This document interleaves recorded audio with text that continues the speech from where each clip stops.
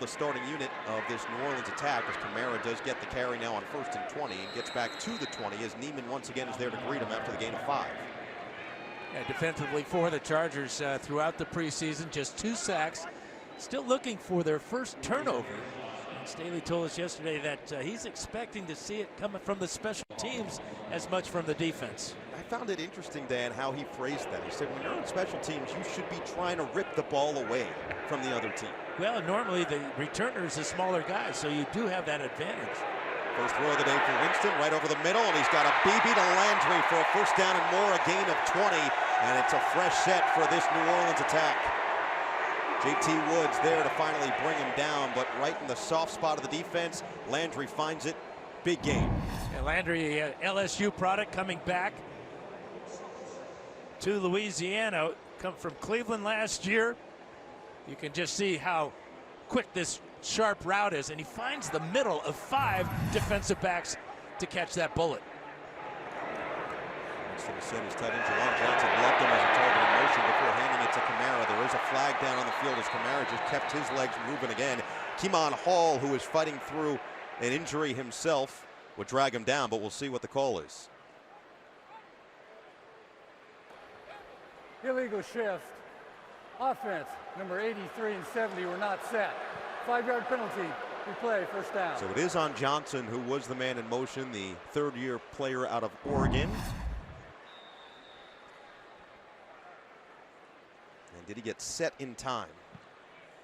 Well, Kamara's going to be asking his offense, hey, what's going on, guys? I've had 2 really significant runs here wiped out because of penalties in 3 plays. Well, now it's going to be Mark Ingram's turn. Ingram was on the team when Kamara first came into the league, and that 2-headed monster was absolutely brutal to deal with for defenses, and Winston is just in rhythm early, finding Landry again. This time he picks up 15, and Landry would be shoved to the turf, but not before he picks up a first down. Yeah, good pressure by the Chargers, but smart by Winston to step up into that pocket, and that's a heck of a throw to Landry over the middle.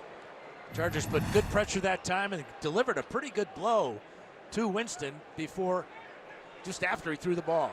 You know, we were talking to Brandon Staley about the right tackle position. He felt like that joint practice with Dallas was so helpful for them to have to go up against DeMarcus Lawrence and Micah Parsons, as Ingram does get the carry for 2 before running into the rookie Tito Ogbonnia. The same principle applies here, Dan, for someone like Ja'Sir Taylor, who made the play after the first down on Jarvis Landry, but having to cover a guy as talented as Jarvis Landry, as decorated in the NFL as Jarvis Landry in your final preseason game as a rookie is a tall task. There's no question. Landry was teamed with Odell Beckham Jr. at LSU. What a duo they formed for the Tigers. 2nd down and 8. Winston will hand it off right back to Ingram. The vision and the burst of speed will gain first down yardage. Picks up 9. Raheem Lane, the rookie out of Indiana, comes in and goes down low for the stop, but this offense keeps moving for the Saints. Yeah, the Chargers just playing too high at the point of attack here. You can see nobody is on the ground. Nobody is digging low to get into the backfield. And the Saints are taking advantage with this, their first team offensive line and running back. It'll be Kamara back in there. Play action for Winston. Looking for it over the middle again, and he is continuously perfect. Chris Olave, the first-round pick out of Ohio State, makes the grab. J.T. Woods was there in coverage, but a pickup of 18, and Winston's dialed in. Olave had a touchdown reception last week against Green Bay, but look at the pass protection. And then, again, a Saint receiver finding the dead spot in the Charger zone. No one within 5 yards of Olave as he makes the catch. So now just inside the red zone of first down. Need to get it to the 9. Winston back to pass again. A dart over the middle to Kamara, one of the better catchers out of the backfield. And he's tripped up after a modest gain of 5. Nick Neiman, who has been on him from the very beginning of this drive, goes down low. A good look off there that time by Winston. He looked to his left and then came back to Kamara over the middle. And the Saints continue to impress on this opening drive. Winston 4 for 4 to start this game, knocking on the door of putting up some early points. Johnson back in motion on a 2nd and 5. The give is to Kamara. Kamara stays on his feet. He's dangerous with the football. plunging forward. Kamara still had it, and is going to be ruled down at about the 2.5-yard line. Jasir Taylor was in there first, stopped him in his tracks, but 12-yard pickup, and it's first and goal. And this is really the first time the Saints have been able to play with their entire starting offense, and it's really showing. The offensive line moving well, and then the drive of Kamara. Now it gets into that rugby thing, where he just stays on his feet, and everybody tries to push him into the end zone. We're going to mark it all the way down to the 1-yard line. Push it up from the initial spot, and it's first and goal. They put Ingram back in there, who has been a heavy goal line guy throughout his career. Johnson once again in motion. Winston handoff, Ingram, touchdown. New Orleans marches down the field and puts the first points on the board.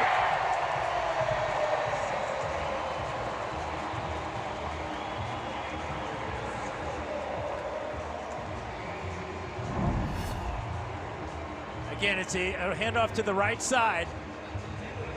And there's the gaping hole before the Chargers can close it. But Ingram, as you said, no, he is a touchdown maker throughout his career. So the Saints starting unit looks pretty good. Will Lutz in the game for the extra point. The holder, Blake Gilkin. And that extra point is right down the middle. 9-play drive goes 75 yards in just under 6 minutes of action. Saints up 7-0 early in the first. Saints offense, that starting offense going up against a lot of the 2s and 3s for the Chargers. And again, it's good reps, and it's good to see who feels they belong, who feels they're ready to go. But Winston perfect on the drive. And now Michael Bandy, who's been one of the standouts, not just for the Chargers, but throughout the entire NFL in this preseason, will return the kick from Lutz. And he's got some space to work with. He'll take it out from the 1. Bandy turns on the speed to the outside, finds the crease, and is hit shy of the 30. But a solid return for Bandy, who Brandon Staley said can do a little bit of everything. 26 yards on the takeback. And here comes Chase Daniel, the veteran. Chase Daniels, who has had a solid preseason. You can see he's a veteran, obviously. Backup, career backup, 7 teams. These are his preseason stats. 3 touchdown passes, no interceptions. No turnovers for Chase Daniel in the preseason. And he will be cheered here in New Orleans, where he spent several years as the backup. Fake the pitch to Roundtree. Daniel will look to throw on first down, and he's got it to his fullback, Xander Horvath, and the rookie stumbles forward after a pickup of 8. Tyrann Mathieu was there to make the tackle, but Horvath has really impressed and somewhat separated himself in that fullback battle. Well, he's versatile. He can do a lot of things, according to Brandon Staley. He can play in space. He gives us a lot of different options. He was a tailback, basically, at Purdue. That's the first time he's played fullback, and he's picked it up quite well. Yeah, he's a bruiser, too, at 6'3", 230 out of Purdue. Second down and 2. Daniel will go under center. A little reverse. DeAndre Carter is dangerous with the football in his hands, but he can't find any space. The hole closes up quickly. Eric Wilson takes him down for a loss of 1, and a 3rd and short looming. A couple of guys to keep an eye on offensively. How about Trey McKinney, who's making his return after a soft tissue injury, and Brandon Staley's happy he's going to get some looks against the first-team defense of New Orleans. And, of course, the battle for the right tackle spot between Storm Norton and Trey Pipkins III. Pipkins has been more consistent, and I would expect him to start at right tackle when the regular season starts on September 11th. 3rd down and 3.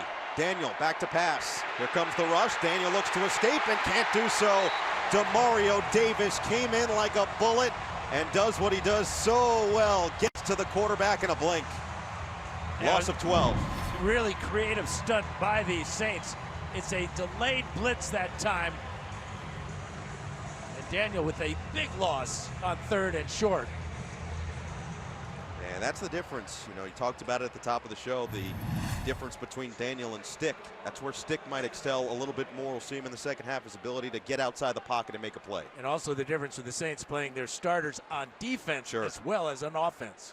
So Scott comes on for the punt. It'll be Marquez Callaway who will receive, and he will call for the fair catch and make it at about the 37. He did have some space, a little bit of a surprise, but Callaway sets up good field position for this Saints offensive attack as they come back on after a 41-yard punt from Scott. Oh my goodness! Touchdown! This team is ready to go. They should keep this train moving. But these guys just keep loading up. J.C. Jackson, Khalil Mack. Best young quarterback we got, Nick. That's the greatest throw I've ever seen. Woo! Bro, Derwin James is about to be unlocked. Win the West, make difference in January, and you got the guys to do it. Now what we got to do. Well, one series, Jameis Winston goes 4 for 4, 59 yards, and that was apparently enough for new head coach Dennis Allen to see. He sends Andy Dalton, who is currently the backup, played 8 games in Dallas last year. He sends him back out there under center. And this is something that we pretty much expected. You want to get Jameis Winston some reps, but you don't want to keep him in there all too long. Well, and he hadn't had any contact since he was injured after that 5-2 start last year. So he did take one big hit in the pocket, but he looked really sharp. And now it's a chance to see the Red Rifle, Andy Dalton, who don't forget, he had 3 Pro Bowl seasons with the Cincinnati Bengals. So the tests continue for this Chargers defense. It'll be a first down at the 38. Great starting field position for the Saints. Ingram, the running back, had the first touchdown of the day, and he is tripped up maybe for a loss of about a half a yard. Andrew Brown came in there quickly. And Brown, the third-year pro out of Virginia, who was once the #1 defensive tackle in the country in the class of 2014, looking strong. Well, these guys might have got a little pep talk on the sidelines, don't you think, after that opening drive when the Saints just ripped hole after a hole in their defense. That's a great start to this series. No gain. So a second down and 10. We'll see how the Chargers make an adjustment on the passing game, and that won't be exactly what they were looking for. Marquez Callaway was wide open and run out of bounds by the new cornerback on the team, Michael Jacquet. Pickup of 18 and a first down. Again, the timing between the Saints quarterbacks and their wide receivers are just absolutely spot on. Receiver turned around, Callaway turned around, the ball was halfway to him, made the catch, spun up the field, and now into Charger territory. Jacquet, by the way, signed right after the news of J.C. Jackson's absence came out, and the first down carry once again goes to Ingram as he is wrapped up by Amen Agbagbemiga. Amen, brother.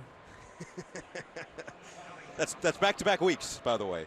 Just want to make sure we're on the same page. Well, I thought that's what his last name meant, was brother. Oh. Yeah. I'll double-check that, actually. I can fact-check for you. Please. Ingram getting a number of carries here as he will remain in there as they go 2-back set. And we'll hand it right back to him. Ingram runs into the wall, breaks it to the outside, has some space, and will have close to a first down. Looks like his knee may have been down just shy, picks up 5. Agbagbemiga right back there with a nice tackle, brother. Well, you know, Ingram is a 12-year veteran. He is the Saints' all-time leading rusher. He passed Deuce McAllister last season, and you can see he still has got the contact at the line of scrimmage and the speed to get out of bounds, picking up the first down. So J.C. Jackson news coming earlier this week. It gives guys like Jacquet, who wasn't on a roster, an opportunity to prove himself and potentially make a roster, as Tony Jones will get his first carry of the game after Ingram eclipsed 22 yards in this first quarter. Join the Bolt fam and become a Chargers season ticket member. Get the best seats at the lowest prices to see one of the NFL's most star-studded teams compete on the game's grandest stage inside SoFi Stadium. Visit Chargers.com to secure your membership today. So Jackson will miss 2 to 4 weeks. Now the good news for all you Charger fans out there, you got the procedure done with Dr. Martin O'Malley in New York City, who is renowned and very well respected around the sports world. A second down and 5 now for Dalton, and he lobs one right over the top of the defense. It finds Callaway in the wide open arms for a first down just shy of goal-to-go territory. J.T. Woods was there, but not before. 17 yards through the air. The other thing about the Jackson situation is that Chargers don't open the regular season until September 11th. Yeah. I believe that's 16 days, so that time period absolutely helps him if you're talking about the 2 to 4 week period. Without a doubt. And to go back to the point, Dr. Martin O'Malley has worked on some of the greatest athletes in sport right now, as Ingram's back in there and squeezes his way through before meeting Nick Niemann after a gain of 6.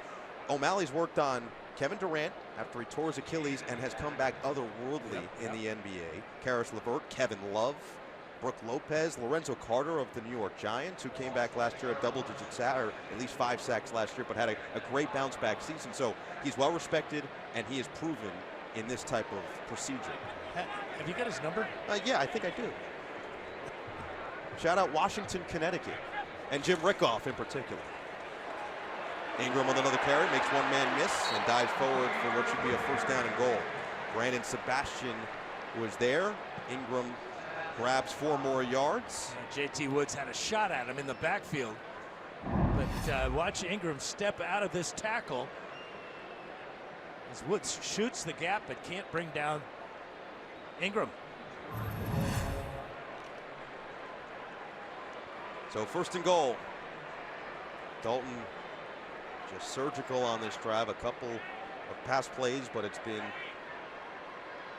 Ingram who has been the workhorse, and he's got his second touchdown of the day. Mark Ingram off the right side, put 6 more on the board for the Saints.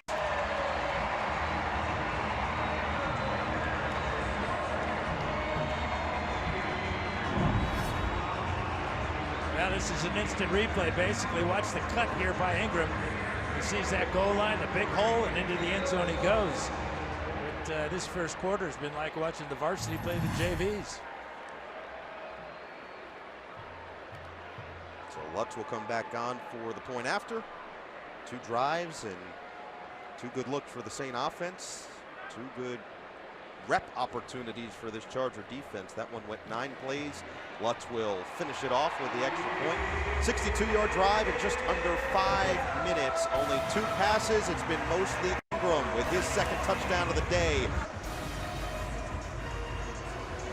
2 impressive drives from the New Orleans Saints offense as they are delighting this home crowd at the Caesars Superdome. The Chargers will look to respond defensively. You know, it's the starters, the vast majority of which stayed in there for the second series for the Saints versus a lot of guys who are trying to prove themselves at the NFL level for the Chargers. Same goes for the offense-defense swap, and Michael Bandy has proven himself time and time again.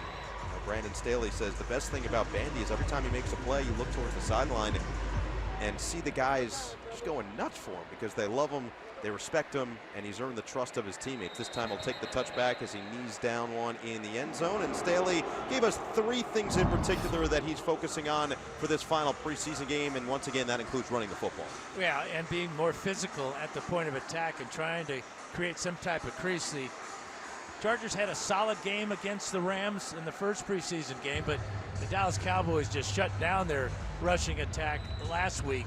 And so it's important as the Chargers will use more 2-back formations as they are in the classic I formation here. It'll be Roundtree with the first carry of this drive. He runs into Sewell, the rookie, after he picks up 5. So again, starts with a nice pickup on first down. Now let's see if this Chargers attack can build on it. And that was just old-time football, wasn't it? I mean, the fullback Horvath in front of Roundtree, a blast play right up the middle, and one of the best runs the Chargers have had, obviously tonight, but in quite a while.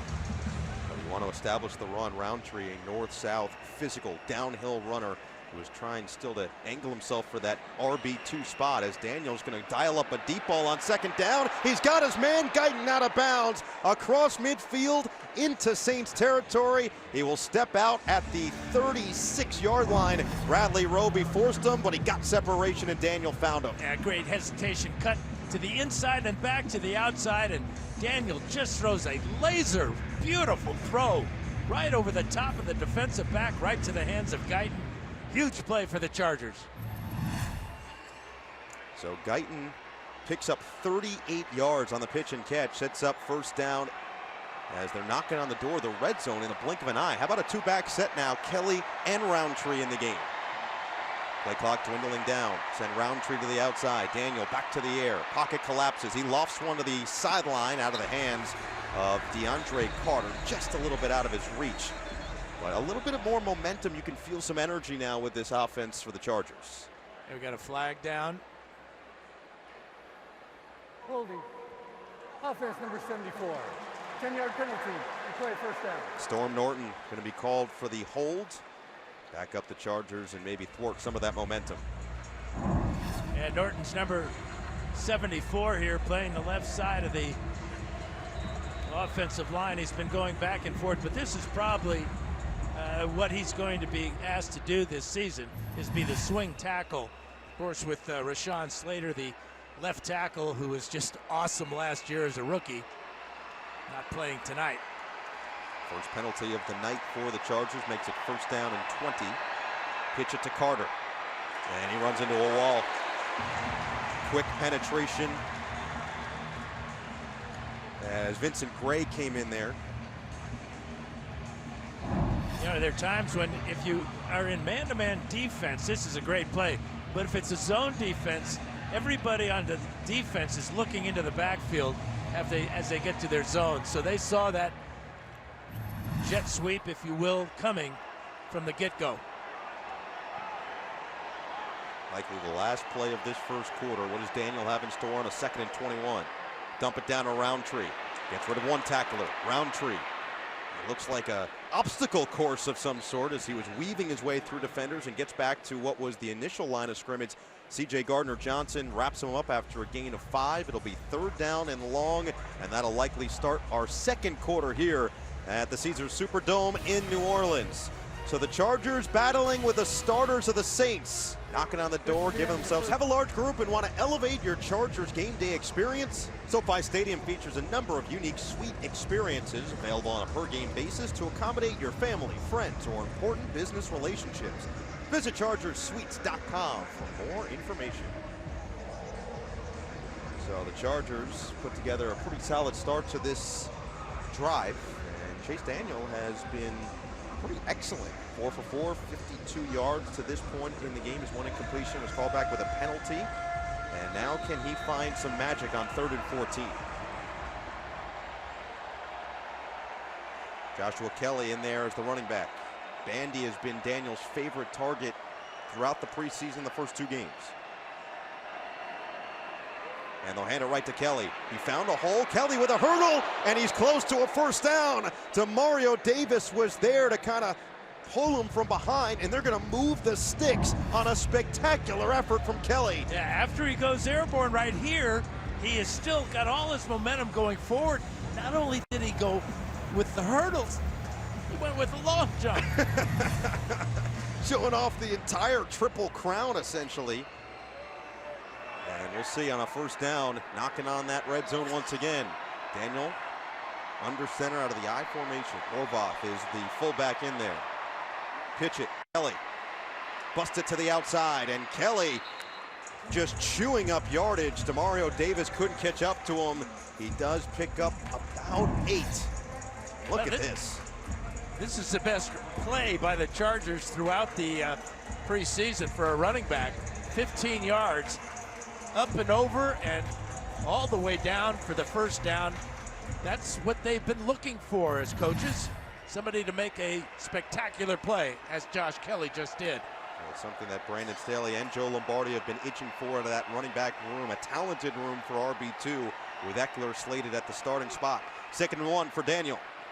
Takes his time and delivers a perfect strike.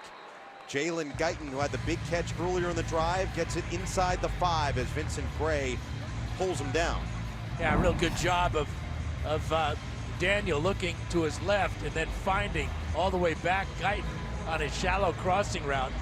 And then the explosion after the catch. He caught the ball at the 6-yard line and turned it upfield immediately to pick up 4 more extra yards. Big play. Kelly will stay in there. Let's see if they let him finish the drive. 1st and goal. The give is to Kelly, and he is met immediately at the line of scrimmage. Marcus May, the former Jet, came in a blink of an eye. You know, this is what the coaches have been talking about. They said they don't really know what they have quite yet. Isaiah Spiller won't play today with the ankle injury. Roundtree and Kelly have been extremely solid, and finally we see a big play out of Kelly. Yeah, solid's good. Solid's good. You know, 4 yards of carry, but spectacular 15-yarder. That's a little bit better. Eye-opener as Roundtree will be in there in this goal line type of situation. 2nd and goal. Daniel luffs it. Guyton, incomplete. Gray was there and a flag is thrown. Feels like the Chargers have been due to get one in their favor. Pass interference. Defense number 35. A foul occurred in the end zone. First down to 1 yard line. And the key for Guyton has always been obviously his speed, but also he's got a knack for getting off the bump and run. Watch him here with a hesitation to the inside. There's the grab and the pass interference. Easy call, but the way that Guyton got out there, he had to grab him. Sets up 1st and goal. Roundtree is met. Marcus May again, who is one of the more physical safeties in the league, stops him from getting to that goal line. It'll bring up 2nd down. Yeah, Achilles injury forced May out last year, but he was a real stud with the New York Jets. He came here to New Orleans to replace Malcolm Jenkins, and back-to-back runs, he stuffed the running back. Keep Roundtree in there. 5'10", 211 physical runner. Guyton in motion. 2nd and goal. Roundtree up the gut. And he's got it. Touchdown Chargers. And what a bounce back from LA.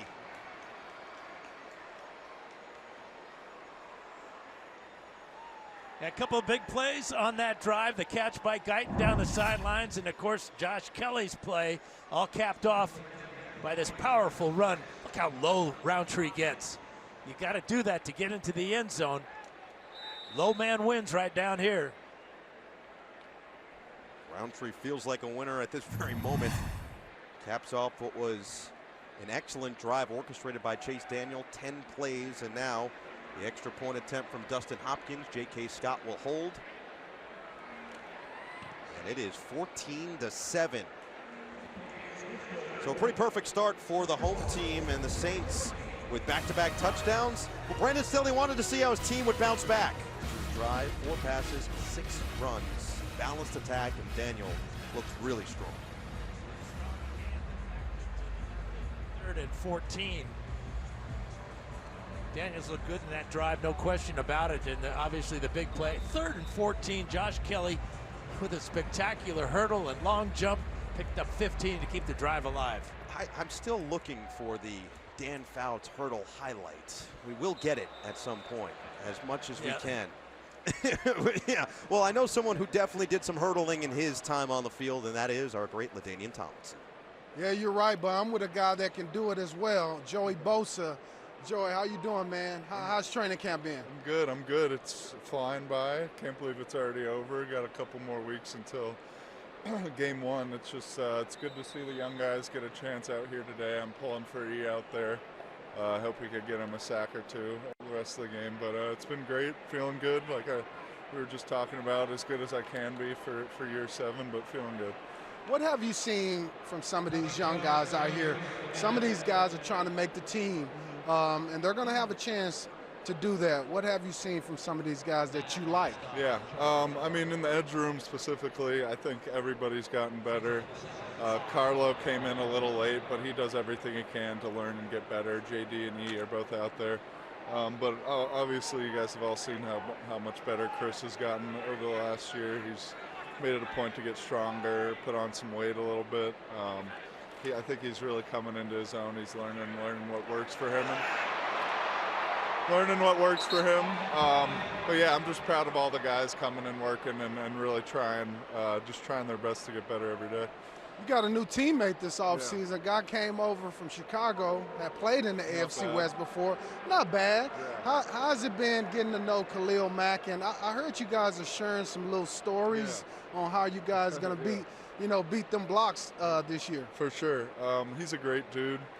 Just to have him as a friend right now is great. I feel like we get together well. We kind of are pretty different, so I feel like opposites attract a little bit, but when it comes to the football side of things, it's invaluable, the amount of knowledge and things he can help me with, and the ideas we could bounce off of each other. But yeah, just having him as a friend on the team now, we've been chopping it up, whether it's about football or whatever. It's been a good camp with him for sure. Well, I appreciate it, Joey. Thanks for joining me for a few minutes. Best of luck this season. Thanks, Alfred. I'll see you next year. No. That's why Joey Bosa is not just one of the best on the field, but he's got one of the better personalities around the NFL. And, LT brings up that relationship. By the way, it was a holding penalty, Jarvis Landry, that backed up this Saints offense. So now a 3rd down and 7. It's the 4th Saints penalty of the night. All on the offense, except Yes. for that one pass interference that put the ball at the 1-yard line. Tony Jones has been the running back. Dalton through the air. He has a man wide open, but it could not be caught, and it was brought in. Is that going to count? No whistle has been blown. No, it hit the ground. Marquez Callaway thought he might have had the most insane highlight of preseason, but Traquan Smith couldn't reel it in. 4th down. I got to see this again, Dan. This is a heck of an effort to try to make the initial catch, but there, the ball, I don't know. I think its arm was underneath the ball. This is definitely should be reviewed. But they blew it dead, so the receiver cannot take it all the way to the end zone. How about this one? It is the first incomplete pass of the day for New Orleans. There goes the red challenge flag from head coach Dennis Allen.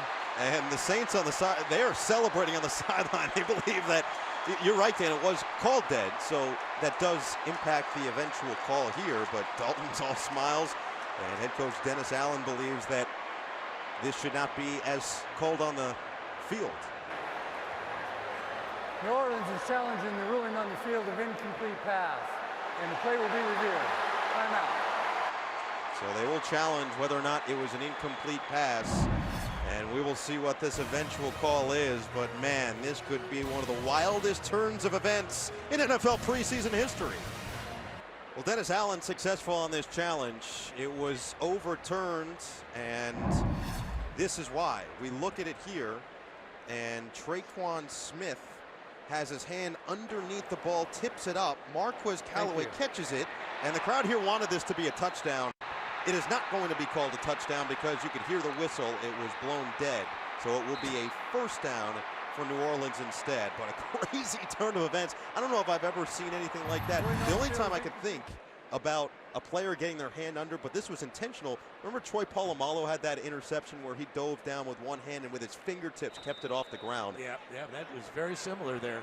J.T. Woods had his fingertips on it as well. So it looked like the Chargers got a key 3rd down stop. Instead, this drive continues in Charger territory, and Tony Jones will get another carry, picks up 3 to bring up 2nd and long. Carlo Kemp, the first-year player out of Michigan, who, by the way, had a 4.0 GPA in 4 years at Fairview High School in Boulder. So congratulations to Carlo.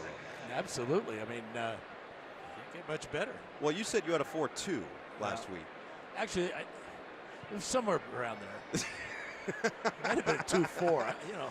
Yeah, numbers can be hard. That's why we do words. How about that from the Charger defense? The penetration immediate, and Braden Fehoko drags Jones backward for a loss. How about the 2 most spectacular plays in this first half was on 3rd, both of them on 3rd and really long. Yeah. One for the Chargers and one for the Saints. By Fehoko, though. Yeah, played 8 games last year with the Chargers, trying to keep his spot on the team this year, and he is beloved by his teammates. One of the funniest guys on the team. Just has that exuberant personality, and he will bring up a 3rd down and 10 for the Saints. Jones stays in there, but Dalton will go to the air. Dump it down, right back to the man who made the spectacular play, and Callaway cannot escape. Defense was there for the Chargers, and eventually Keemon Hall shoves him out of bounds. Gain of 5, brings up 4th and medium. And we still have yet to have an incomplete pass. Yeah. Daniel's been perfect, Winston perfect, and the Red Rifle, Andy Dalton, perfect. So it'll be the first punt of the day for the Saints. Blake Gillikin will come on, and Michael Bandy, who has been the go-to return guy so far, both on kicks and now on the punt side of it, will be back there for the Chargers. Gillikin with a high booming kick, and fair catch made by Bandy just in front of the 10. So the Chargers offense will come back on after a little momentum and a chance to tie this game back up midway through the 2nd. So the Chargers gave up 2 touchdowns to Mark Ingram, and the Saints offense built with mostly starters on the first 2 drives. But since then, they have settled themselves. Chase Daniel came out, 10-play drive, 75 yards and the touchdown after losing yardage on the first time out. And now Joshua Kelly, who kept that last drive alive with a 15-yard scamper, will be out there, but not before flags fly. And will likely back the Chargers up even False further. start. Offense number 73. 5-yard penalty. Still first down. Foster Sorrell, who is going to be in that left tackle unit, is called for the false start. So first and 15 here. But Chase Daniel, you know, we know the veteran Sabin, we know the presence is always going to be there, and he's comfortable in this building. He's proven it so far. Kelly just finding that space and doing what he's supposed to do, protecting the ball. Eric Wilson, who greets him, but not before he crosses the 10. This is what Staley was talking about, being physical right at the point of attack. And Kelly has always had that real good burst to be able to get into the hole and push the pile. You know, Brandon Staley was asked about guys, especially the young ones, bouncing back after a tough week last week against the Dallas Cowboys, as Daniel on play action gets the screen over to Kelly, but it wasn't a super accurate ball, and Kelly has to adjust and does pick up about a half a yard. Contavious Street will trip him up and set up 3rd down and 8. Well, that is one drawback for Chase Daniel, being 6 feet. You can see he had to pull that ball back down because of the pressure. And that didn't give Kelly much of a chance to pick up any yards. Well, Kelly had one insane play on 3rd down. Can he have another one? 3rd and 7 for Daniel. Daniel looking to escape. Shimmy shake. Daniel will slide forward, and do they give him the spot? They do. 1st down Chargers. Needed about 7.5. He picked up 7.5. Yeah, watch the 14-year veteran step up into the pocket, and then with a nice little juke right there, and he's doing a good job. That's Eric Wilson, middle linebacker. And how about that head first dive for the 1st down? Awesome. Yeah, so Brandon Staley said it was important for his young guys to bounce back after the tough week. Not even just last week, but if they had a tough week in week 1 of preseason against the Rams, as Roundtree will get the pitch on 1st down. Stutter step, pitter patter, and a gain of 2. Contavious Street with another tackle. But it's got to feel good to have a guy in Chase Daniel out there that Brandon Staley trusts, who knows the system inside and out like the back of his hand, and for these young guys can calm them out on the field even when you fall down 14-0. You can just feel the presence as he steps into the huddle, the confidence he gives the other 10 guys in that huddle, that, hey, our guy is willing to lay it on the line physically as well as mentally. 2nd and 8. Daniel back to the air. Roundtree with the catch. And the physical play continues as Roundtree comes up about 3 yards shy of a 1st down. DeMarcus Fields laid the hit, picks up 5.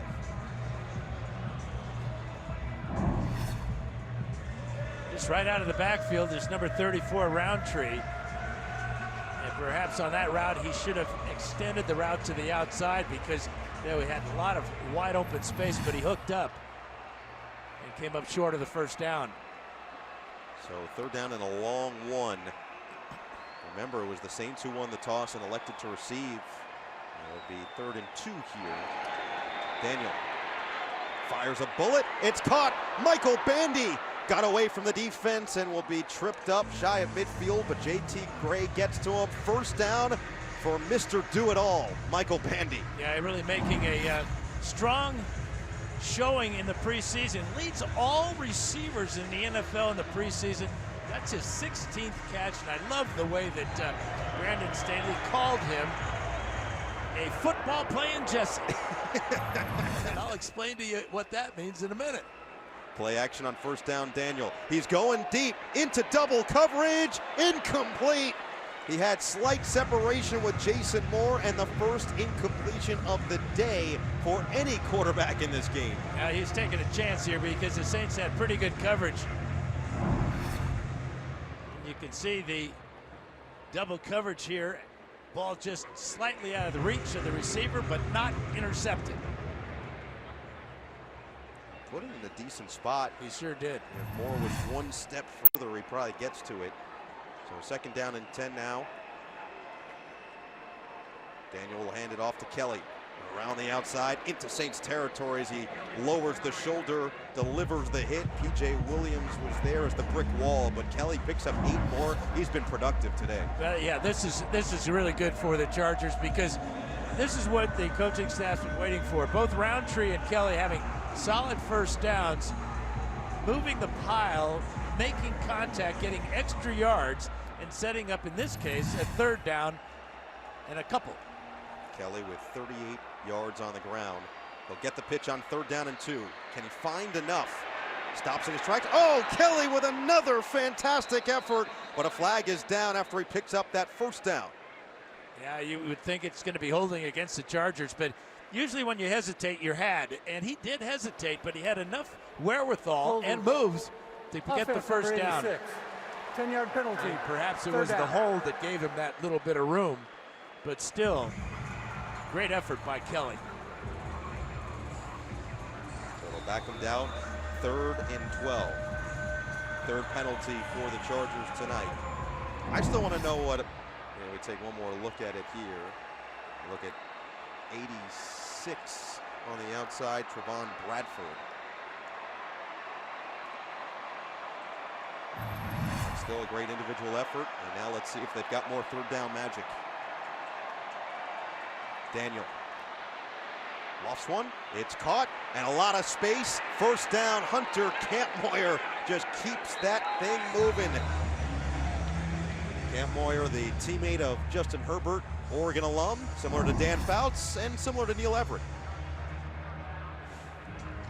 It's a good little delay route by Kampmoyer. See, he slow blocked on the linebacker on that side, and then this is what I like. Delivering the blow as he's going down the field. Takes 3 Saints to get him out of bounds. All right, I need to know what football playing Jesse means after this play. Bradford in motion. Hand off to Roundtree and the running backs. This is an exhibition so far. It'll be another flag down, though, as DeMarcus Fields makes the tackle. Well, the football playing Jesse, according to the Keith Jackson jargon, replay, 1st down. of football, is a playmaker. He loves and studies the game. He's tough, physical, good hands, and can kind of do it all. And most of all, he has earned the trust of his teammates, his quarterback. That is a football playing Jesse. That was the biggest key, it felt like, from what Brandon Staley told us about him. You know, Joe Lombardi said, there's nothing that stands out. He's not all that tall, he's not all that big, he's not all that fast, but he's always open, and he's just a player, man. Well, and he's a slot receiver. Yeah. And a slot receiver has to be tough mentally and physically to go over the middle, but his short area quickness and instinctive and intuitive play is why he's been so successful. Joe Lombardi looks on as we reach the 2-minute warning in this 2nd quarter. The Chargers offense percolating and cooking with some hot grease late in the 2nd. Too far away from the world-famous Cafe Du Monde. Hey, listen, I know it's the original coffee stand, but I have in fact been there. I know everyone says, but no, you've never had coffee before. I know, but I have had beignets, and those are outstanding. A beignet has to go with coffee. No, it can go with water, it can go with juice, it can go with whatever you please. A beignet without coffee is like a day without sunshine. I mean, have you ever lived on the Northeast? I've lived in the Northwest. Oh, man. Take that, Starbucks. The original. It is the original. Listen, all I know is we were at dinner last night and the table was on fire because of coffee. You think you expect me to drink that and put that in my body? Larry Roundtree tripped up at the line of scrimmage by DeMarcus Fields. Chargers Impact Fund is a nonprofit charity committed to helping families thrive. Through its Bolt Academy program, Inglewood area high school juniors and seniors are taught critical job skills that they then apply in game-day positions with the Chargers. Learn about how you can help support great programs like Bolt Academy by visiting chargers.com/impact. So 2nd down and 19. Although time has stopped for the moment on the field. And looks like it's going to be a timeout. They had all kinds of defensive substitution problems, and Dennis Allen just called the timeout. So Daniel and Chargers will get it back with a 2nd and long when we come back. Another long drive for the Chargers. The incoming play, the 12th of the day, and Storm Norton, Trey Pipkins now on the sideline looking on. Those are two guys that have been competing for one spot at right tackle, but it's a microcosm for this team. There's been a lot of competition, yet everybody's pretty close. Everybody roots for one another as Roundtree gets another carry on 2nd down and long, and will get it close to the 40. You know, that's something that Brandon Staley and Tom Telesco pride themselves in, bringing in guys that are right for this system. They said you can bring in a great player or you can bring in the right guy, and that's what they do. And with the competition at right tackle and They're second the and a running half. backs and It'll in the be 30 defensive seconds backs, in length. Staley has not wanted to name a starter because he doesn't want the competition to end. He wants to extend it throughout the entire preseason, including this final game. So although he may have an idea of who's going to be where, the players don't. So they continue to compete. Fun? Check. Exciting? Check. Memorable? Check. The Chargers game day experience is unparalleled and still within reach. Select single game tickets are on sale now. Get them before they're gone by visiting chargers.com/ticks to secure your seats today. 3rd and 17 for Daniel. Slings one over the middle. It's hauled in. Great grab by McKitty making his return to action. Gets past the initial line of scrimmage before he's brought down by DeMarcus Fields. Picks up 8, and now decision time for Brandon Staley in the South. Yeah, heck of a catch by McKitty. He's going to stick out one hand there and draw it back to his body. And it looks like the Chargers will try a long field goal here. Hopkins coming on. Has a career long of 56. This should be within his range. 51 yards out. Hopkins generally has some good leg. Let's see what he's got. Hopkins' kick is good.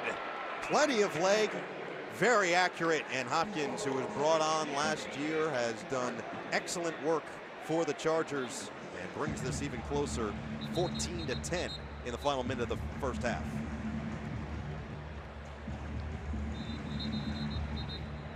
So this is an offensive line. We've talked a lot about it throughout this preseason, not just on that right tackle spot, but let's talk about the left side of it with Rashawn Slater, who last year was an All-Pro as a rookie, 37 college starts.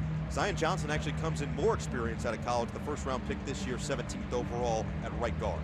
Well, when you have a quarterback like Justin Herbert in just his 3rd year, the Chargers making sure that he is going to play a long time because of draft picks such as Slater and Johnson. You address the need, you ensure the security for your franchise quarterback. Bravo.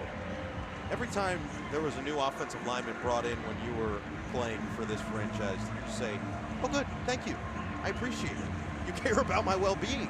Well, and they also guys that catch the ball. I mean, all of a sudden there's JJ, oh, there's Colin Winslow, oh, hey, Wes Chandler's good, oh, and then there's Charlie. So, yeah, you know, great players help the old quarterback out a lot. Yeah, it doesn't hurt to be thrown to a couple of Hall of Famers as that one is sent through the end zone for another touchback. 57 seconds remaining in this first half. Look, the Chargers believe they've got a couple of future Hall of Famers for Justin Herbert to throw to as well. Keenan Allen has put together just an incredible start to his career. Mike Williams has gained plenty of steam, earning that contract extension, that pay bump this year. And now Ian Book is going to be in there for New Orleans, the Notre Dame great, still just 24 years old, 4th-round pick last year. And Book has shown some flashes early in his career. He'll have Tony Jones in there as the running back on a first down from the 25. Swing it to the outside. Catch is made by Lucas Kroll. And he is shoved out of bounds pretty quickly after a modest game. Ja'Sir Taylor has been active so far early in this game. You're sure it's Ian? I think it's Ian, yes. It's not Ian? No. No, I think his parents were actually normal. As opposed to yours? Well, not my parents, my grandparents. I'm sorry to do it. 2nd and 5 for Book. And he fired. Oh, dangerous throw, nearly picked off. Keemon Hall with a diving attempt, and it brings up 3rd and 5. That would have been huge for the Chargers. Obviously, the field position here at the end of the first half, but this would have been the Chargers' first takeaway of the preseason. Good break on the ball by Hall. He's disappointed he didn't pick that off. About the first incompletion for New Orleans right there. So 3rd down and 5 for Book, who escapes the pressure, points out some blockers, and Book's going to have that angle, and it looks like he's got a 1st down out of bounds. Keemon Hall tried to come up and cut him down short, but they will move the sticks. Good pressure this time by the Chargers, forcing Book into the pocket, and then heads up by Book to see how much he needed to get the 1st down, lowers his shoulder into Hall, and gets just enough. Dare I say that was textbook? Okay. Book is 6'2", 206. He's got some decent size to him when he does decide to tuck it and run. This time he will throw. Oh, immediate hit.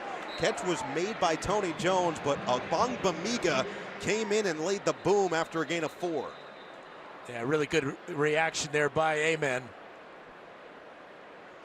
Hold the Saints to a short gain. Saints have just 1 timeout left. Timeout. New Orleans. Their 3rd and final of the half. It'll be 30 seconds in length. Clock operator, please reset to 33 seconds. Ogbongbemiga, by the way, heck of a game for him to this point. His 2nd year at Oklahoma State. Played 15 games last year, started 2. Was an all Big 12 performer at his time at OK State.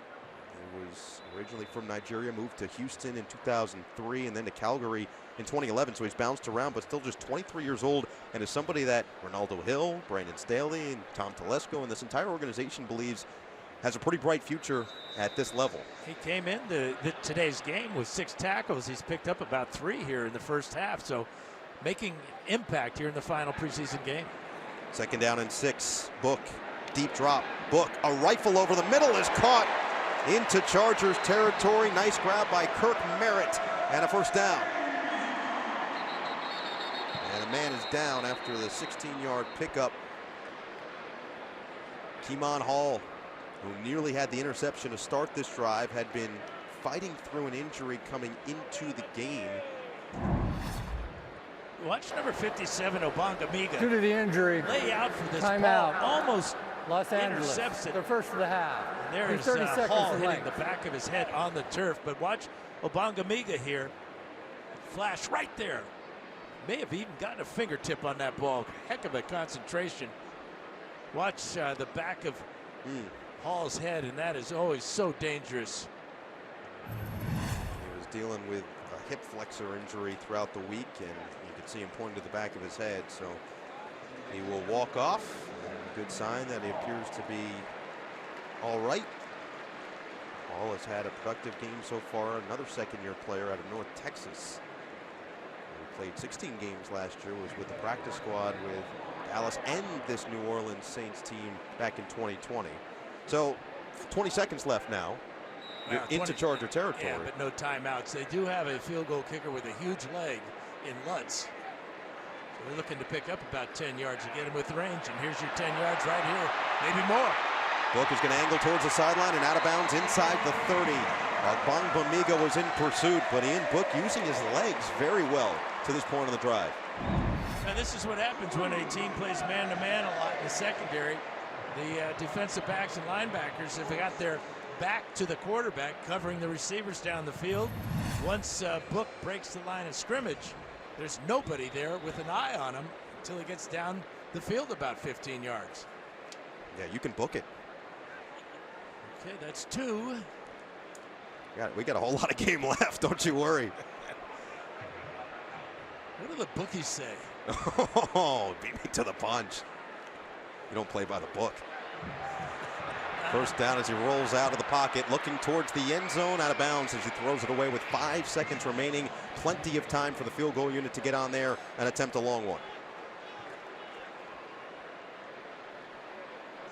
So it'll be Lutz, who, as Dan mentioned, has a pretty big leg himself. And he's looking to come back from injury from last year.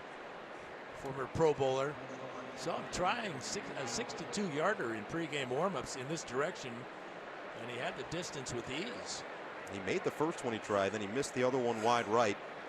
This one a bit closer, 47-yarder. Lutz delivers. And that's how the first half will end. So the Chargers with a shaky start against the Saints starters, but man, did Chase Daniel and that LA offense really find a rhythm down the stretch in that second quarter. So the Chargers will get the kick to start the second half after they trail 17-10 through 2.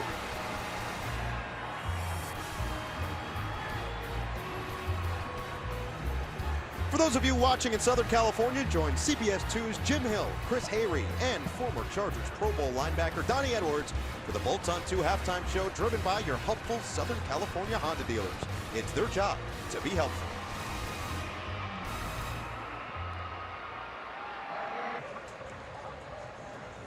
Good finish to the first half for the Chargers in this final preseason game here in New Orleans in Caesars Superdome. They trail 17-10. We'll get that second half kickoff to begin this third quarter. Glad to have you back here at Caesars Superdome. No Eagle, the Hall of Famer Dan Fouts, the Hall of Famer LaDainian Tomlinson, Haley Elwood with us as well. You know, we've been waiting for one of those running backs in that running back room of Kelly, Roundtree, Spiller to separate themselves. They've all been very good to this point, but Kelly in that first half was closer to spectacular. Well, the big emphasis was the point of attack, running, and Kelly with his burst and then the athleticism on that one play, 3rd and 14, a hurdle, a long jump, 15-yard gain to keep the drive alive, and the Chargers went on to get into the end zone. But Kelly with a spectacular play that seemed to lift the entire offense, and the Chargers got back into the ballgame. Chase Daniel with an efficient first half and leading the Chargers on 2 scoring drives. They totaled 159 yards. And remember, the Saints came out with their first team offense on the field, first team defense on the field to start that game, and the starters stayed in there for the vast majority of the first half, and yet the Chargers hung tough. Well, they hung tough. They got great leadership and performance out of Chase Daniel in that first half. He hit Guyton down the sideline with a bomb, and that really turned things around for the Chargers in that sequence of plays. So we'll see what LA can come up with, but if nothing else, you know, Joe Lombardi told us last week, the offensive coordinator with this team said, I know that the wins and losses don't matter, the results don't matter in preseason, but you want to build good habits, which it feels like the Chargers have done today, and you want to build confidence in these young players, and that's certainly been the case to this point. And you know, I heard at some point that you play to win the game. I don't know, I've never heard that. Whether it's preseason or the Super Bowl. That's why you're out there, is to win the game. You don't play just to play? Well, some people do, but they don't play for very long. Michael Bandy will receive this kick from Lutz, and we are underway here in the second half. Bandy tried to take the first return back, and he will not do so here. Touchback for the Chargers as we go down to Haley Elwood. All right, thank you so much, Noah. Now, this Brandon Staley halftime update brought to you by the letter R, because he really liked the resolve that his team showed in that first half. You guys mentioned it. He told me they hung tough. They took a punch, hung tough.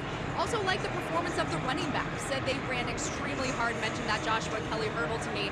Now, as for this second half, it is all about giving these guys a chance to compete and show what they can do. LT mentioned it up top. This game is huge for guys on the bubble. This half is even bigger, guys. All right, Haley, thanks so much. You know, resolve is a great word, and resilience. You know, Easton Stick in there right now as he swings one out to Trevon Bradford. I remember what Brandon Staley told us in week 1. One of the biggest keys of this preseason and then into the regular season, this team needs to learn how to win games in any way possible. And one of those is being able to take a punch and deliver that counter punch. Well, they took a punch in that first half. As you mentioned, that first team Saints offense led first by Jameis Winston, and then Andy Dalton just ripped through the Charger defense. But, you know, this is a 7-point game because of that resolve. Leddie Brown, the rookie out of West Virginia, who has impressed and turned some heads in camp, is in there, has the 2nd down and 4 carry, picks up 2 as Passanio was there to stop him in his tracks. Brown with another opportunity as part of this young running back room, and Easton Stick, who has made plays both through the air and on the ground to this point in preseason. You know, the confidence level, it feels like he's taken a major leap forward in that category. And he's a winner. You know, he had a tremendous career at North Dakota State. He only lost 3 games out of 52. That's pretty good. That is pretty good. Chargers 4 of 6 on third down. That's a 3rd and 2 and another completion. And then ball is loose. They're going to call it a fumble. It was dropped by Kampmoyer, picked up by Daniel Sorensen, and taken back for New Orleans. It'll be Saints football inside the 25. That's unfortunate for Kampmoyer because it's a good job by Stick to find him over the middle. To watch the ball get punched out there. Fumble. First down. It'll be interesting here. Is this a true football move? It's quick bang bang. That is really quick, even in slow motion, but heads up by Sorensen, the former Kansas City Chief. So Kampmoyer disappointed after making another what seemed to be 3rd down conversion. Instead, New Orleans gains the momentum and excellent field position early in this 3rd quarter. Kampmoyer's had some shining moments, though, in this precinct, including that 2-point conversion week 1 against the Rams as Book hands it off. Tony Jones with a stutter step move and not a whole lot of space to work with. Picks up 2 before running into Braden Fehoko. Kampmoyer, as mentioned, the teammate of Justin Herbert at Oregon. Spent most of last year on the practice squad. And his career, though, as defensive lineman before moving over to tight end only a couple of years ago back in 2018, and has made that transition well. 2nd down and 8 for Book. Swings it, complete, Kroll. And a great play. Ja'Sir Taylor just has a nose for the football and a nose of how to find his way to make a big play. This is what the Chargers are counting on, especially, you know, with a question mark about when J.C. Jackson will be back. Defensive backs in this league, they usually are among the leaders on the team in tackles because of all the passing throughout the NFL. Biggest thing about Ja'Sir Taylor that has stood out to Brandon Staley and this coaching staff, he looks like he belongs on this level. 3rd and 6 for Book, and it's a rifle. Did that stay in the hands of Kroll? It did. That's a 1st down.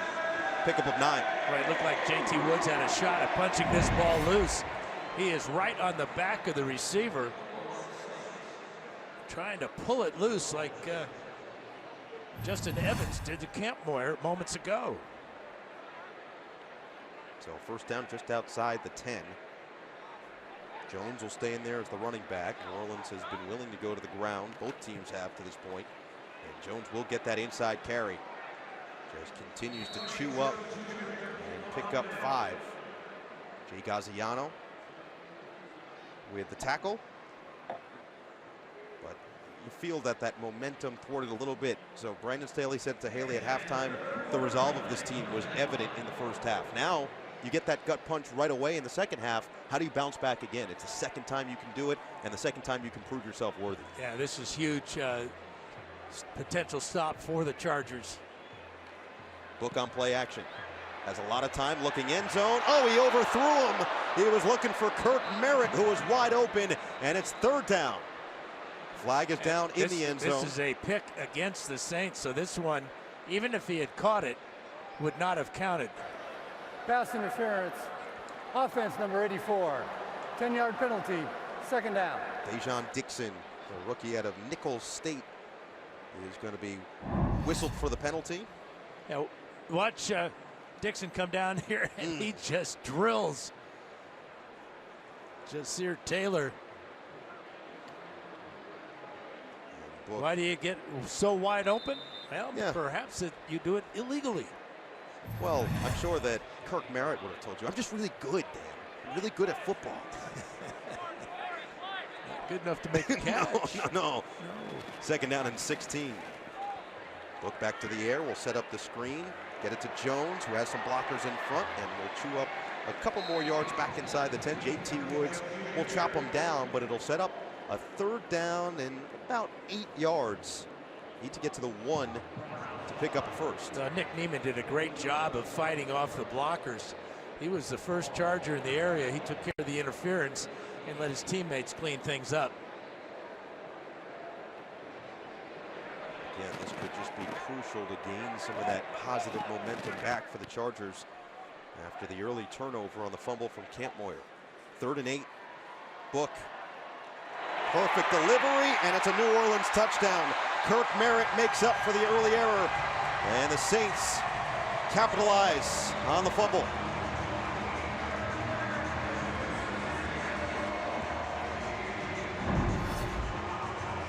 Again, another wide open receiver. This time it's a clean play by the Saints.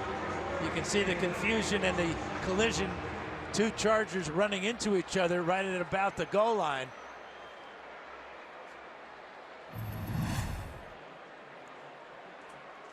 Six-play drive, went 24 yards, and now Lutz is on for another extra point. And he splits the sticks. So the fumble from Camp Moyer sets up good field position. Ian Book does what Ian Book does. All In is back for its second year, taking viewers behind the scenes with unprecedented in-season access to the Los Angeles Chargers. Be there as the story of the Bolts' 2022 season unfolds through the eyes of the players, staff, and coaches in this groundbreaking series. The second episode of All In airs next Monday, September 5th. To learn more, visit chargers.com/allin. Tell you what, I watched that first episode, Dan. Outstanding work. This Chargers social team, different level. There's no question. You get a lot of good information.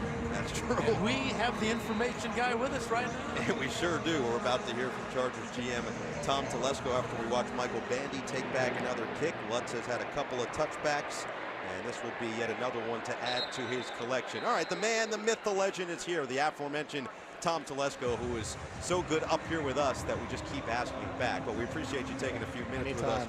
You know, last week we got through a number of topics that included Derwin James and his extension, included the additions of Khalil Mack and bringing in J.C. Jackson. What we didn't talk about was Mike Williams. It almost feels like it's forgotten that you did the extension with Mike Williams. What was that process like with Mike and his team? Really important. I think you could tell last year what a big part of the offense he really is and how he complements Keenan Allen. I know our quarterback loves him. So that was a big thing to get that done and get it done as early as we did. Really important for this offense. There's Bandy on the grab. And so Michael Bandy is another guy that I know that Dan and I wanted to talk about. It was someone, when we came to practice, you had already told me, like, hey, you should look at this guy Bandy. I know he's not that big. He doesn't have world-class speed, but he's just always open. What have you guys seen in Bandy, and how do you think he can make an impact at the NFL level? You know, anytime you draft a player, you sign a player, you have a vision of what you think he can be. And, you know, we kind of saw a lot of a Julian Edelman type skill. Not saying he's Julian Edelman, but very quick, very smart, very tough. And as you can see, he can return kicks and punts. He had a great preseason for us. And that's the key is, you know, he is going to play whether for you or for another team in this league because of what he's done here in the preseason. And the fact that a slot receiver in this day and age is so important because of all those things you talked about. Julian Edelman, Wes Welker, Charlie Joyner, the tough guys over the middle, smart guys. And he's a great example of a player who last year didn't make our active 53-man roster. We put him on the practice squad. Practiced all year with us, got some great development, great work against our first team offense. Comes into this training camp, you can see a better football player. Second down and 8, Easton Stick. And that one may have been batted down at the line. He was looking for Jason Moore on the outside. You know, Brandon Staley has been really preaching to us, Tom, about the special teams culture you're trying to instill. And J.K. Scott obviously comes in as the punter, but maybe more importantly is the fact that you added an all-pro long snapper in Josh Harris. And I know that's not a flashy move, it's not a sexy move necessarily, but to have somebody who you know is going to deliver it in the right spot each time, how important was that for you and your team in the front office? Believe it or not, we were doing high fives in the office when we got a chance to sign him. They're so hard to find. He's so consistent. He's so reliable. He's still young for that position. That position is so hard to find because college long snappers, the rules are so much different than they are at this level. So to find someone like Josh, to get him in here, Pro Bowl pedigree, very important for us. Big days coming up with the cuts and everything.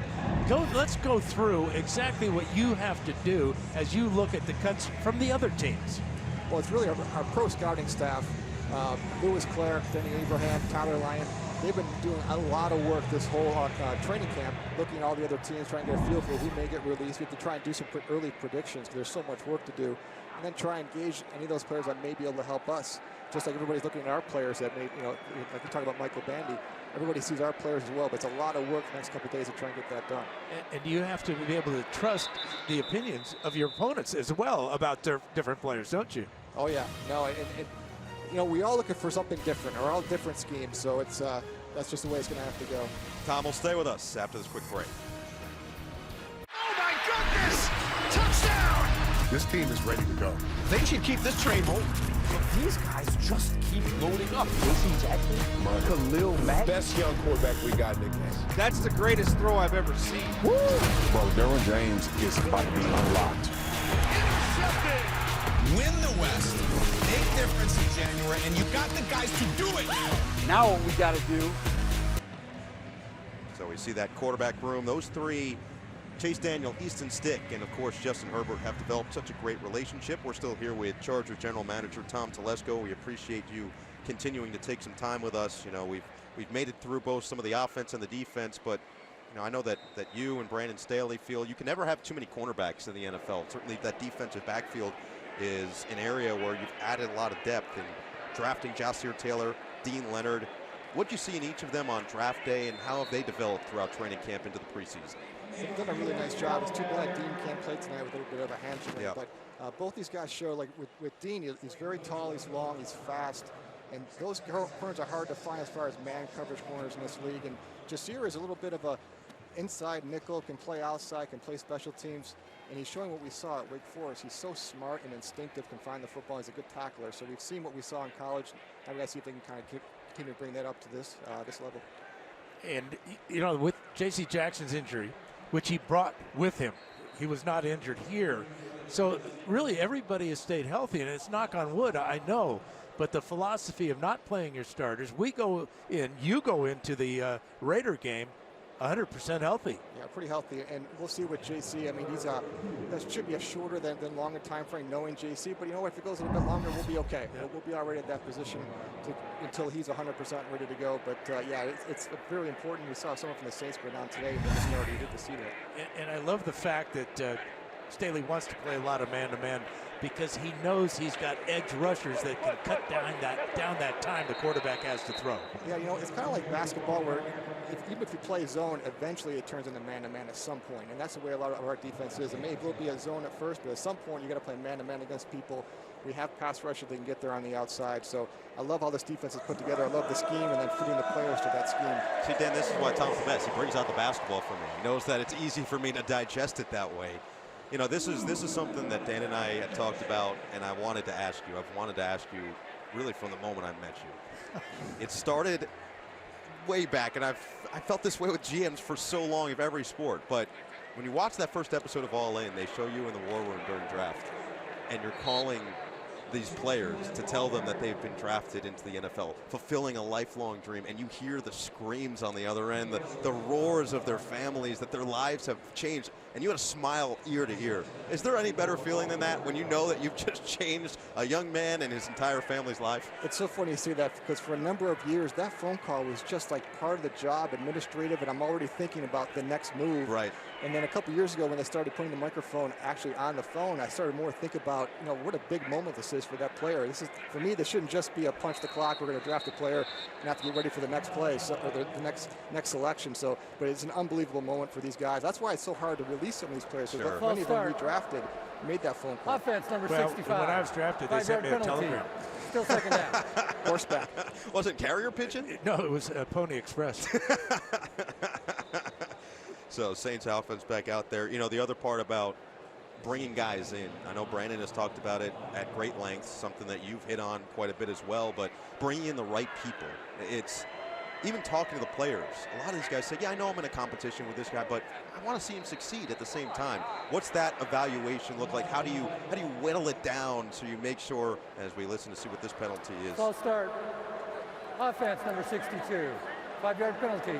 Second down. How do you go deep into a personality of a player and say, you know what, this is a guy that we like? Look, it's hard. You know, our scouts do a great job on the road of really talking to the sources, which are coaches at schools, maybe administrators at the schools, anybody they can find that have known that player for a number of years. It's hard for us to sit down with a player at the combine and talk to them for 15 minutes and say, all right, he fits us. It's just, you know, I'm not a psychologist. I can't do that.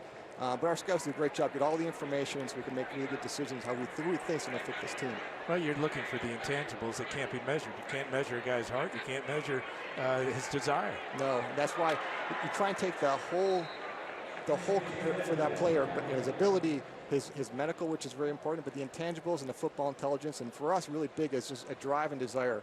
Those guys will improve and get better as they become NFL players. So you've brought in the right guys. You've also brought in a lot of those defensive additions, which we had talked about last week as well. Khalil Mack, Sebastian Joseph Day, Bryce Callahan, Morgan Fox. They've all been involved with Brandon Staley's defense at some point in their career. Was that an important factor when you were deciding, you know what, these are some of the guys we want? It really is, because when you sign players from the outside, there's a lot of things that can go wrong, but we know if they fit the defense well, they know the scheme, the odds of success for those players just increase. So to have those guys that have that background is really important. Another great defensive play there as New Orleans got backed up and will be forced to punt from deep in their own territory. Well, Tom, we appreciate not just this week, but last week as well, giving us the wealth of information you possess. I actually disagree with you. I think you could have been a psychologist if you would put your mind to it. I feel much better right now than I did about 10 minutes ago. So I don't know how you feel, Dan. I'm going to stick to my day job. Tom, it comes down to intangibles. We're going to have to check yours. Well, Tom, we do appreciate it. Best of luck as the regular season gets underway. We're just about 2 weeks out, and we're excited to see how this whole thing comes together. Thanks for having me on. This is great. Thanks. You guys do a great job. Best of luck to you. Appreciate that. Thank you, guys. Go Chargers. Here's a punt from New Orleans, and it's going to be a fair catch that is made by Bradford, just shy of the 45. So the Chargers offense comes back on. Can Easton Stick put some more points? The best way to stay connected to the Chargers all year long is with the official Chargers mobile app. Breaking news, up-to-the-minute highlights, live press conferences, and much more. And if you're coming to a game, the Chargers app is where you'll access your tickets and get all your game day information. Download the official Chargers app today. I like this. This is, I feel like we need more of these. Just around. Hey, just hop on, hop off. It's called desire. Well, we'll see what type of desire the Chargers offense has. Good starting field position at their own 42, but Easton Stick with some room to work has had a couple of productive drives throughout the course of this preseason. 3 for 5 to start this one. Had the unfortunate turnover on the fumble by Kent Moyer.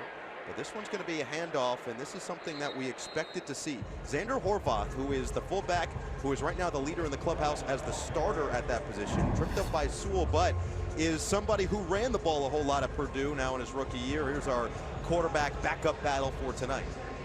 Yeah, you can see that Daniel obviously has the edge with the completions and the long drives, and he brought the team back when it with that long bomb to Guyton, got things going. We'll see how Stick can do here in the second half. Not to mention that Chase Daniels got Jordan 1 cleats on this week. So that's a completion to Jason Moore, who spun down after a solid gain. He'll bring up 3rd down and short.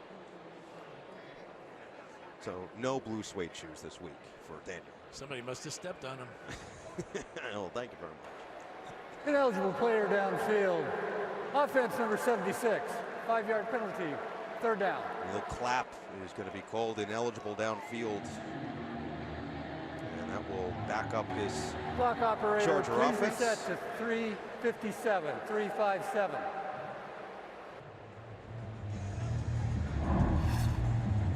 Well, Clapp the center, and he is way Second down. downfield.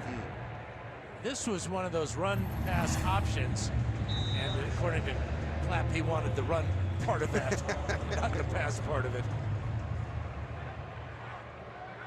So it sets up a 2nd down and 14.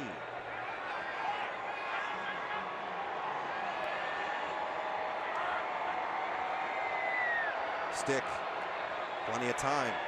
Fires a dart, and that's Gabe Neighbors, the other fullback, who will scamper forward before Quentin Meek stops him in his tracks, but makes it 3rd and manageable after a pickup of 8. Yeah, the Saints deciding to just rush 3 and drop 8. And Stick did a good job of coming all the way down to his fullback to bring up a very manageable 3rd down and about 7. Kevin March will come into the game as the running back. Chargers 4 for 8 on 3rd down tonight. Michael Bandy has been productive on 3rd down throughout the preseason. Will Stick look for him here? Lofts one, and it is Bradford instead, who is tackled short of the line of gain by Brian Allen. Gain of 4, and now a decision just across midfield. Do you go for it on 4th and 2? Absolutely. It's a preseason. Gives you a chance to work your short yardage offense. This man here likes to go for it on fourth down. Has had a lot of success last year in his first year as head coach of the Chargers. Said that process is likely going to change with the improved punt unit. This is really about 1.5 yards to gain on 4th and short. Stick. Complete over the middle. Eric Kromanoke chewing up yardage and is tackled at the 30. Well, you just love to see this out of the quarterback, reading the secondary and then finding his tight end way late. Stick looked to the left, came back all the way to the right. There's the look left. Now back to his outlet receiver. That just shows you the development of a young quarterback and taking advantage of good pass protection. Shane Day has been working pretty diligently with Stick on his footwork. And right there. Yeah, you saw it, didn't you? Oh, yeah. Stick told us that your feet will tell you a whole lot of information of where your eyes should be. As Kevin Marks is going to lose yardage. Zach Bond was the first one there. 2-yard loss. 2nd and long. You know, for Stick, we talked about the confidence, but the poise in the pocket is another thing. You know, he's someone who's more than willing to use his legs and can extend plays and create highlights as a result. We saw a rushing touchdown in the first game against the Rams, but that right there, to your point, Dan, that is exactly the example of what Stick would want on film. Now, oh, look, I've made improvements as an NFL quarterback, as a pocket passer. And what it does for the offensive line, it gives them confidence that they're doing a good job. Oh, he nearly just slung that in there in the very tight window. He's looking for Kromanoke again. Instead, it's 3rd down and 12 with just under a minute to play in the 3rd quarter. Yeah, Kromanoke's really a good target at 6'5", 245. Good protection and trying to squeeze in between 3 Saints. If Kromanoke makes this catch, he scores because he's behind the defenders. 3rd down and 12. Chargers within a long field goal range already. 4 of 9 on 3rd down. Stick. Short. He was looking for Letty Brown out of the backfield. And now this will likely be a field goal attempt as Brian Allen was draped all over him. Yeah, better pass rush this time by the Saints as they bring 4. Stick trying to step up into the pocket, gets hit right in the face. Now, that is a penalty that doesn't get called. So Stick doesn't catch the break, and now it will be Dustin Hopkins on for a 51-yard field goal.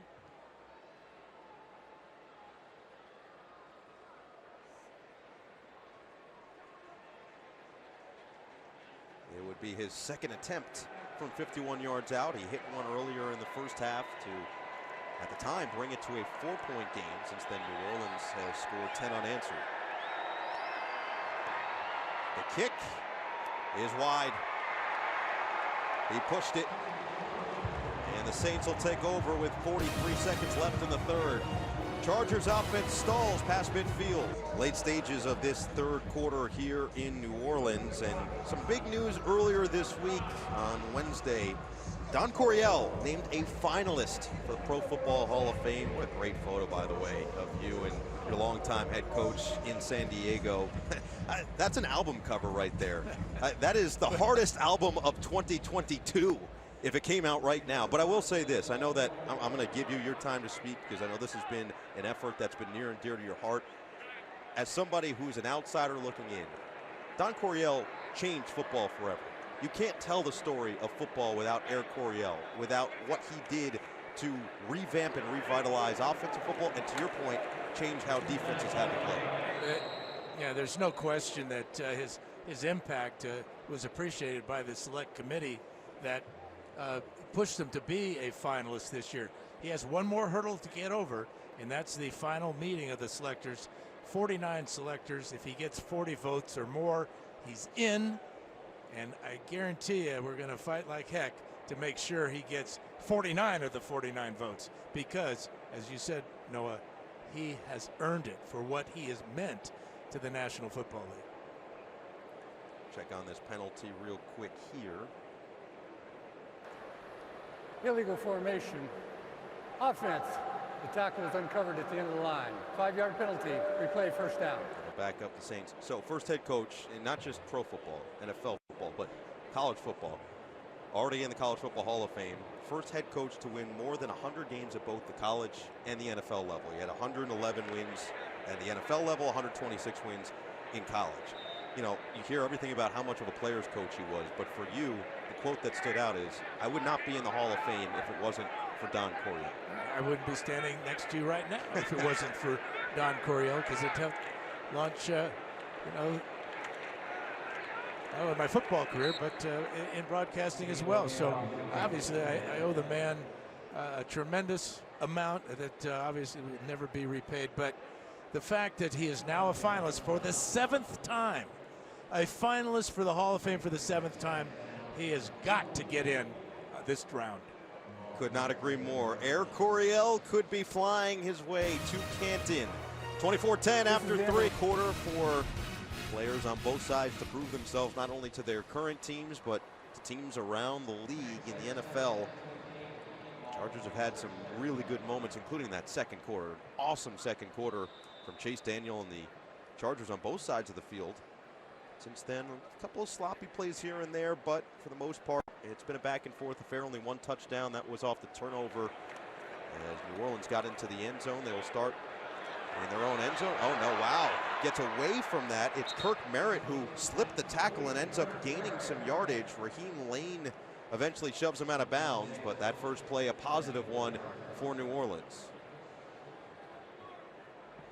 Brandon Staley has been preaching a couple things consistently, but one thing I thought that was super interesting that he brought up both on that first episode of All In and then when we talked to him earlier this morning was about rookies heading into the NFL. And they've got a lot of rookies on this team trying to make the team. We've talked about the defensive backfield with Joshua Taylor and JT Woods.